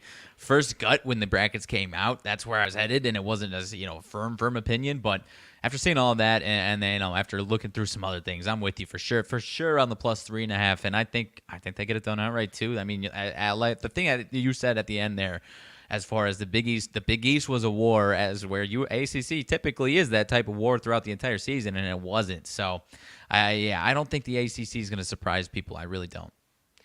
I don't either, my man. The one bit of thing that I would caution you fellas to is that my MLB mush, who doubles as also my NCAA mush, one of the 3 NCAA mushes, is already hammered that Marquette plus 3 in for, wouldn't you know it, not even a half a unit. So, yeehaw, not even playing the money line as well. So, you love to see that. Wouldn't call that mushed at all, because I've seen that all year long. Yeehaw. Let's keep playing that, boys. Either way, moving right along. New Mexico State against your boys, the Yukon Huskies. Huskies 6.5 point favorites, down from 7 at open, but it does look like the Aggies are the public dog. I'm going to go ahead and say, like I just said, it takes me a lot to lay chalk, but I think I would lay the 6.5 with your boys. I think I'm confident enough. I'm in a suicide pool where you take one team a day to advance and you can't pick them again. And it gets real tough as, it keeps shrinking. We got 2 teams and we don't do this often, but we're all in on UConn on both of those games. I don't like that the line's shrinking.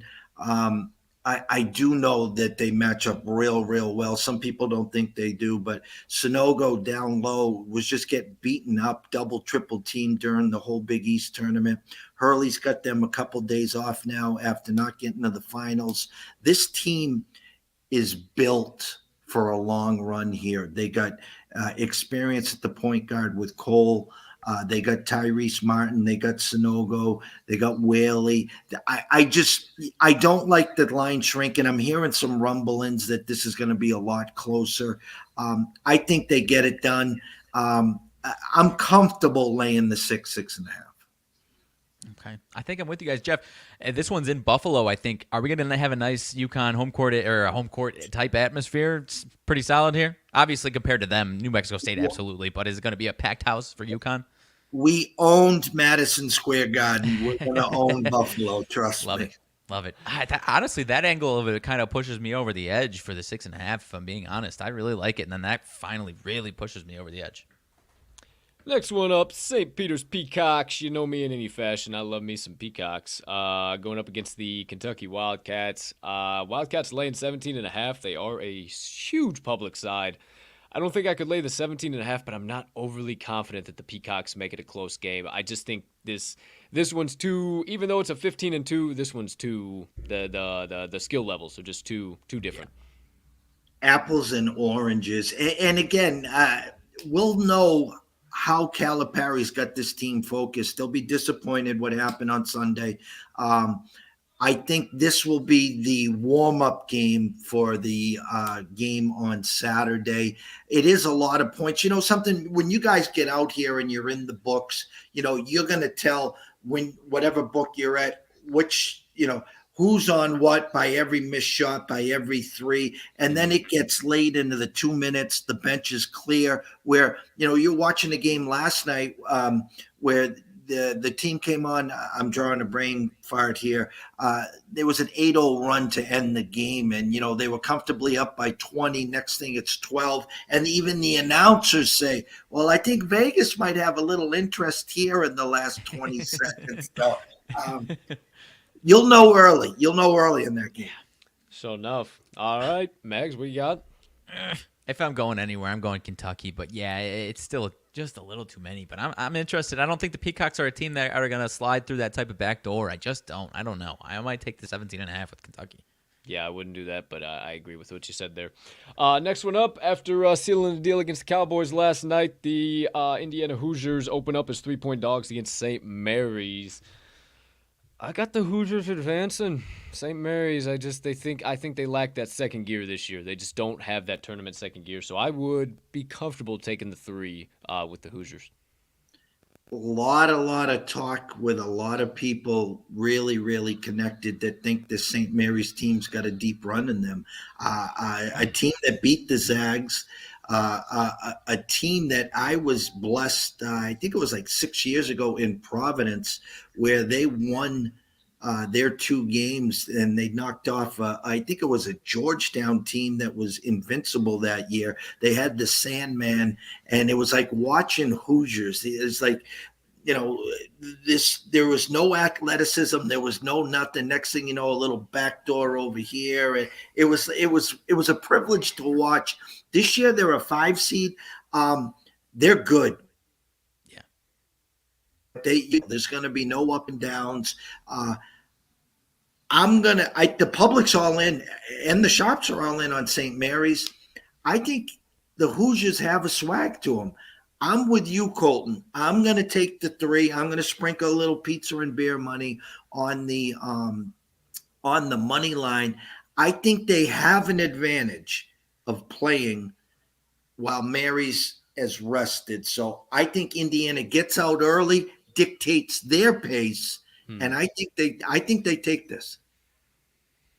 I'm with you guys 100%. I mentioned earlier in the show, Jeff, the only thing that I don't know if concern's the right word, but the only thing that's in my mind, they got a long travel to the West Coast here within like 48 hours to get there. That's really the only concern for me because our defense is playing so damn well right now, and I think this is going to be a hell of a game. But I'm with you guys. I'm interested in the Hoosiers on this one. Next one up. My bracket Blue Jays and my tournament Tex. Whoever decided to do this bullshit to me, I got some serious words. So, hey, I'll be out in Vegas by the time this game's tipping off. We're going to have some fucking words, pal. I don't like it one bit. These are my 2 teams that I love to go deep every single year. If I'm leaning anywhere, I'm taking my tournament Tex. I think that the Creighton Blue Jays, with how hot they closed the season and being the dog, everybody, their brothers, sisters, aunts, and uncles are going to be running that direction. As far as it sits right now, San Diego State is drawing the monetary liability at the -2.5, but I think it's noteworthy for them to be doing that. We just been talking about what have you done for me lately being this entire show being the motto of how the public is going to bet this, and Creighton got hot out of nowhere. Aztecs have been hot all year, and people fade them every single round of the March Madness tournament every single year. So I'm gonna lay the 2.5 tentatively with San Diego State. They got me the other day. They were tied and they didn't score the last 2.5 minutes. They are offensively challenged. The defense is phenomenal. I was just looking here. I got the Tex money line, and I think they put a scare in Kansas. I do. I think they're that good. I'm not buying the Kansas train. I'm not. Listen, they're good. They're talented. And next thing you know, they're in the Sweet 16 Elite Eight. I get it. Egg on my face. Boo. But I think Aztecs, you're 100%. This Creighton team is a team that we'll be talking about all next year. They're all freshmen. They weren't supposed to be here. They lost Nembhard at guard, and they just didn't lose a beat. And they had a great Big East tournament. I think the buck stops here. I think San Diego State goes. I love San Diego State in this spot. I don't have anything to add on top of that one. You guys took just about everything I could say in that one. I'm real interested in San Diego State in that one.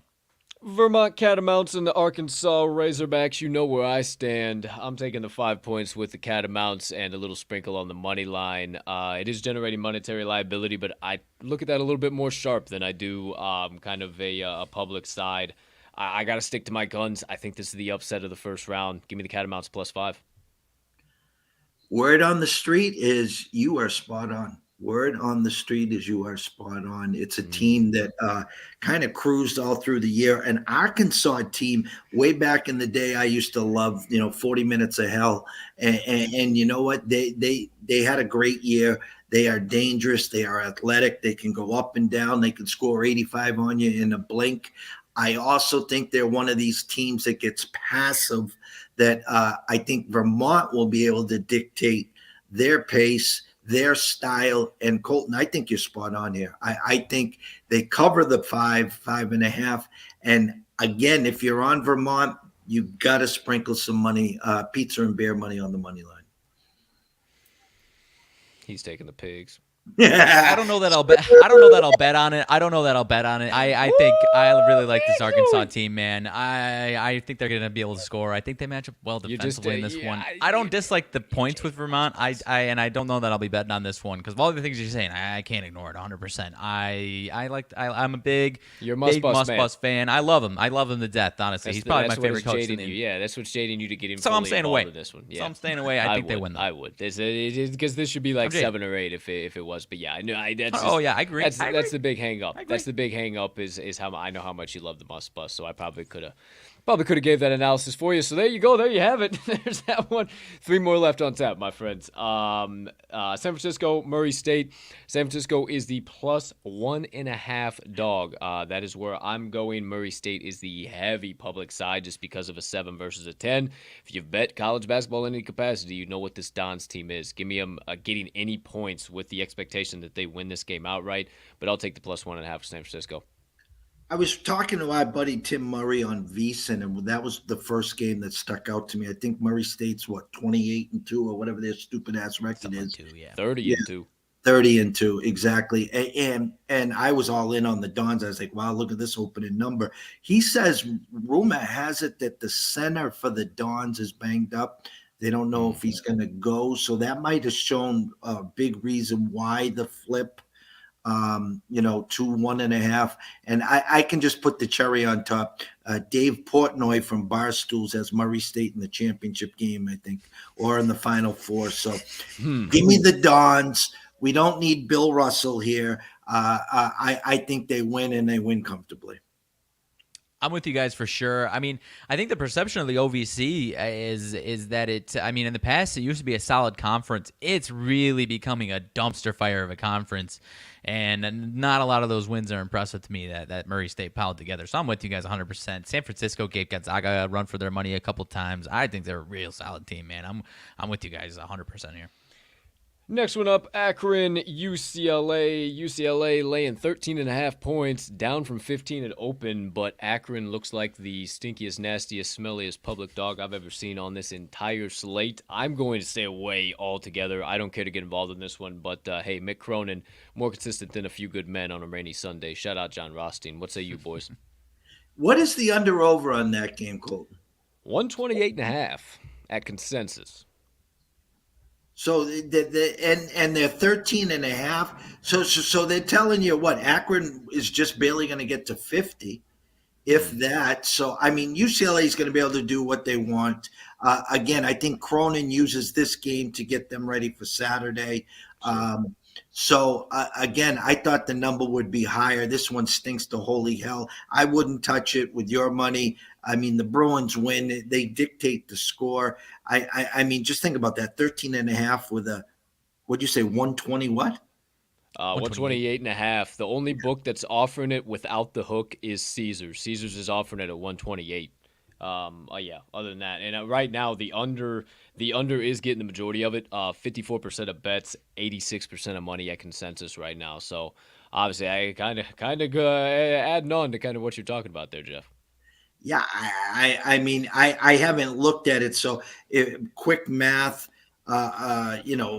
Akron's team total probably at what, 55, if that. Yeah, 55, 65. Something like that, yeah. Yeah, ugly. Yeah, I think that's one of the bigger stayaways. Aside from maybe these 20-point spreads, I think that might be the biggest stayaway of the day. Okie dokie. Last one up on tap. Texas Southern at Kansas. Your SWAC boys, Mags, 21.5 points. I'm staying away from this one altogether. I got no interest in this one. I think I will have plenty of tickets out, sweating them live in primetime on the plane. I get landed and rip open the sports book as fast as I can to figure out what the hell's going on. I'm going to stay away from this one. Doesn't tip till about 7 o'clock Vegas time, so stay away from me. If past history, and I'm usually pretty good at this. I can't remember what I had for breakfast this morning, but I can tell you from 20 years ago what the final score was when Danny Manning won the national championship. Usually a fraud, and I'm using the word fraud, Kansas team likes to come out opening game in the tournament and win by 30 and flex their muscles, and the whole world's bowing down to them, which sets up perfect for my Kansas Richmond, because that means I'm going to even get more money on the Richmond side in 2 days. So I'm not going to play it. I think Kansas probably wins by 25 or 30 just to flex their muscles. I'm not buying them, though. I'm not. I like it. I've got nothing to add. I mean, Texas Southern's got some nice history this year of hanging with some good teams earlier in the year, though. That's all I would say. But I'm 100% with you. I think Kansas flexes their muscles. If you watched the game last night for Texas Southern, it can get pretty damn sloppy, pretty damn quick, and things get out of hand pretty damn quick. So that might be the case here with that type of athleticism difference there. So yeah, I'm out of that one. Okay, boys. That's the whole first 16. First 16 on the round of 64 on Thursday. Jeff, can't thank you enough for stopping by. As always, we got to take the over every time you hang out with us, because we were going to have you here for a little bit of time, and all of a sudden it's 9:40 your time, 11:40 our time. I'll ask you this. You want to stick around for a little bit of motivation minutes, or you want to get on out of here? Because I always like to close it out with some motivation minutes. I'm always in for motivational minutes. Hi, we'll hang out with that. Partner, before we dive into that, as per usual, anything else you got on your side of the screen, good sir? Yeah, we don't need to spend too much time on my nonsense. It's, Yeah, I mean, it's nothing crazy. It's nothing crazy. It's well, go ahead. What do you got? We can do it for a second. It's nothing That's crazy. What I was thinking. It usually takes forever. It's 41 after the top. But I know.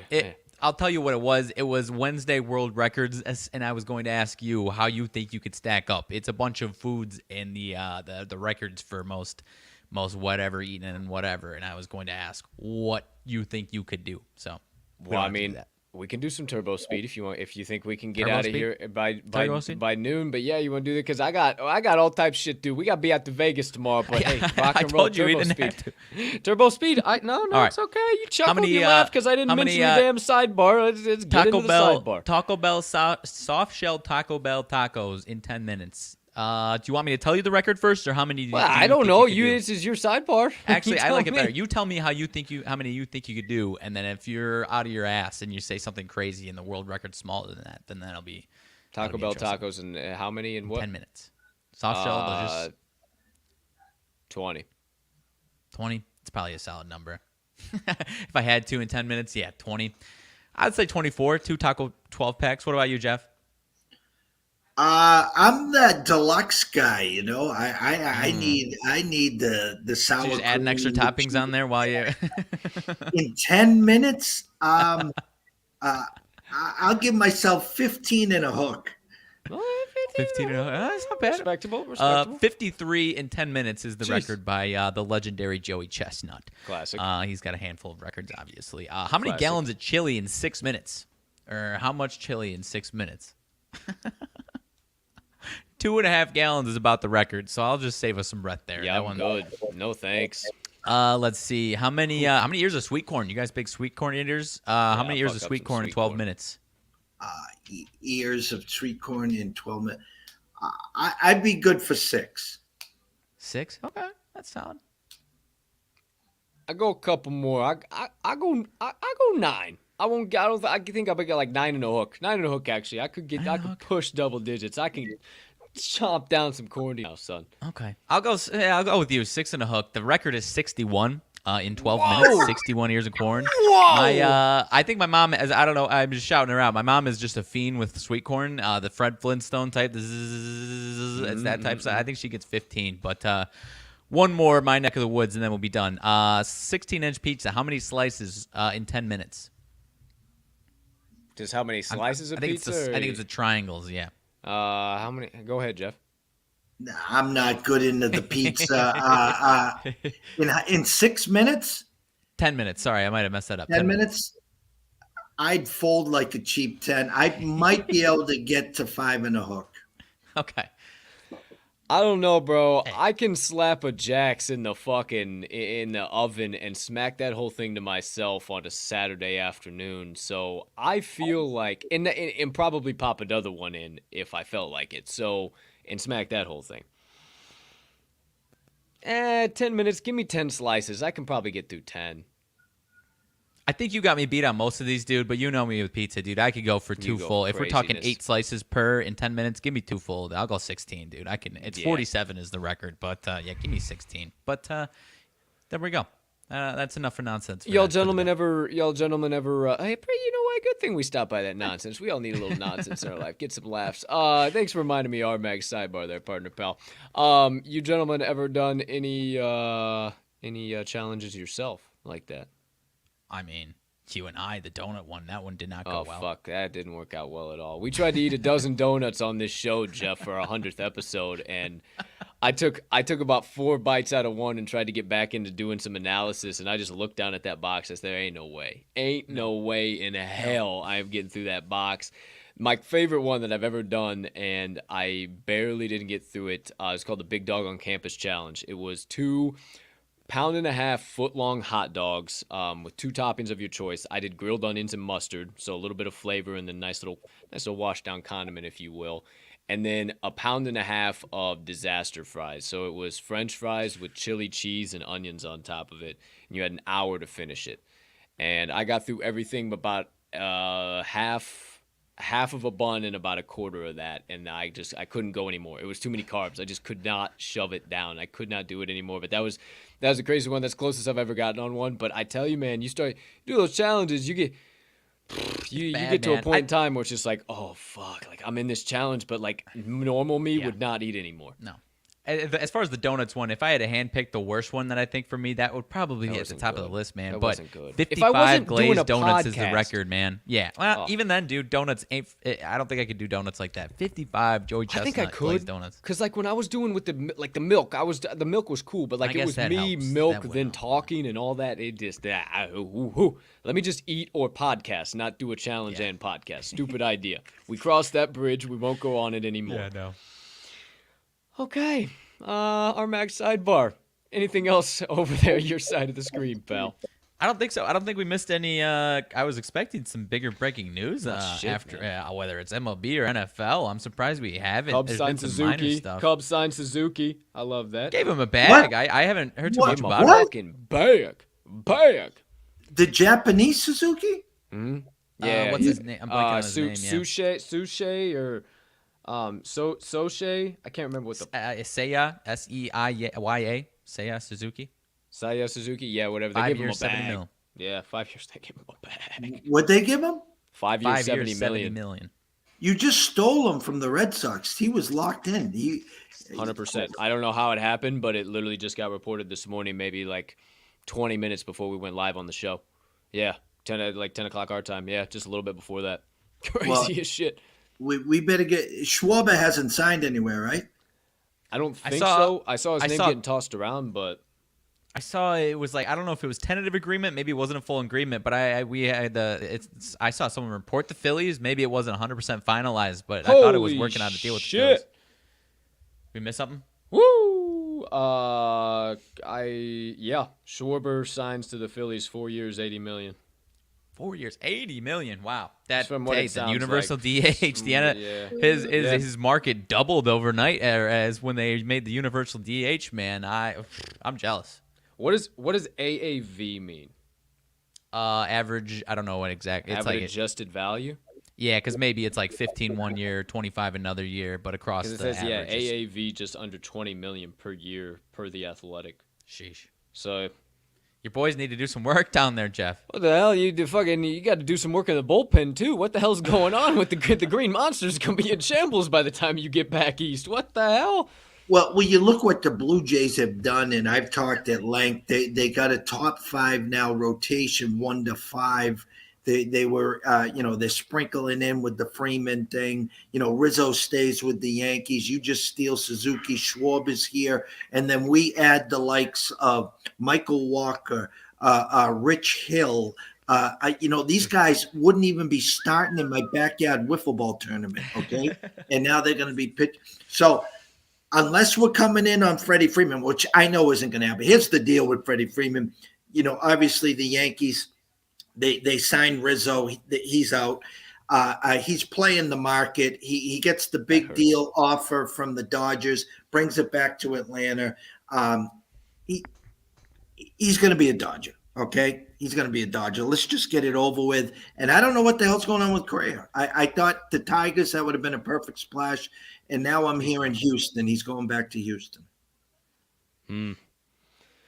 I don't know, man. That Rizzo one really hurt me the most out of all of them because there was really it looked like old Jed might open up his pocketbook again and bring him back home, and obviously that was not the case. So we'll have to wait. But my friends, we don't have to wait for 4-seamers, 2-seamers, and curveballs anymore, baby. It's showtime now.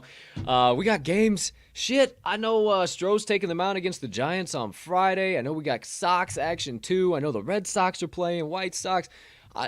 It's showtime, baby. It's showtime at the OK Corral. So, all right, before we get into another rabbit hole, we go down another 30 minutes, 45 minutes. Dawson misses putting more bets in. He misses whatever other show he was supposed to go on.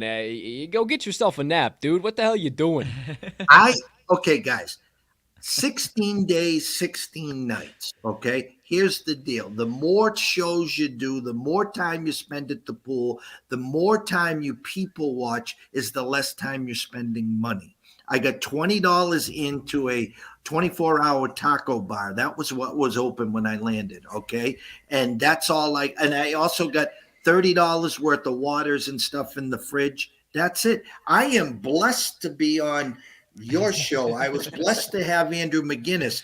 At 10:30, my time, I'll be on with Sharapan and Matt Peralt, okay? And then at 12:30 my time, I will be doing the closing bell. That means I'm not spending any money. There you go. Beautiful. Hey, well, I'm glad we could facilitate in the management of your bankroll, if you will. So shout out. Hey, just a quick little before we get out of here, bid you all adieu and get all of us out of here for the day. Just quick little motivation minutes. Nothing major today. I just had a conversation with some really cool people yesterday, and just kind of wanted to kind of share just some thoughts I had. And again, I always say I'm not a genius, I'm not a Swami, I'm not a shaman. I don't know shit about fuck when it comes to this at the end of the day. But what I do know is things that I apply in my life and help me survive it day by day. So one of those things is point blank period. Just be a sponge. And you know, it's funny, maybe having Jeff here now, and maybe we got some more viewers in from the sports gambling space, or maybe somebody out there, who knows, whatever the case might be. And I talked about it yesterday on our show, as far as how much in the industry, our industry, the sports gambling industry, that there is just so much me versus you. And so much of I know the most, I am the best, I'm the greatest.